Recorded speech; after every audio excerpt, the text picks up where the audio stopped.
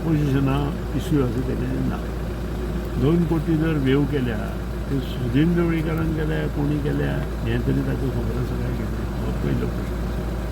Number 2 department म्हजे कडेन आसल्या कारणान ती म्हजी जबाबदारी आसा.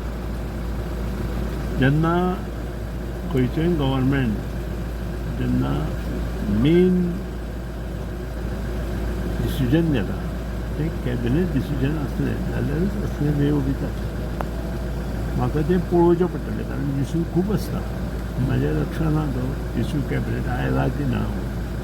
कॅबिनेटा जर इश्यू आयला आनी कॅबिनेटा मार्फत जर तें जालां जाल्यार तें रिकन्सिडरेशन करपाची जबाबदारी ही परत कॅबिनेटाची आसता. सो हांव तातूंत लक्ष घालून तें पळयतलो आनी त्या नंतर तेचेर सुचोवणी करतलो. But you were not aware about this thing, sir? नाही कशें आसता हाय पावर कमिटी आसता. High power committee if agreed anything high power committee member म्हणून सुदीन ढवळीकर ना. थंय हाय पावर कमिटी कोण आशिल्ली ती पळोवची पडटली आनी हाय पावर कमिटीन जें डिसिजन घेतलां तें आमी इम्प्लिमेंट करता. तें सगळें पळोवचें पडटलें आनी त्या नंतर तेचेर हांव सुचोवचें. Okay.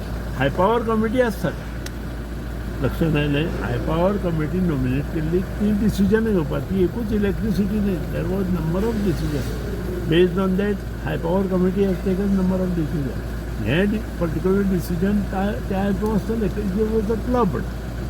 तो एकूच आमचें नाशिल्लें सगळे हेजो क्लब सगळे डिपार्टमेंटाचे जें कितें लागता रस्ते PWD बाकीचे ट्रान्सपोर्ट सगळे डिपार्टमेंटाचे जें कितें लागता तें हाय पावर कमिटी डिसायड करता. सो हे 2 कोटी वेव्स केल्या ते तुमच्या हातीन कांयच ना. तुजें लक्षांत येवना अजून.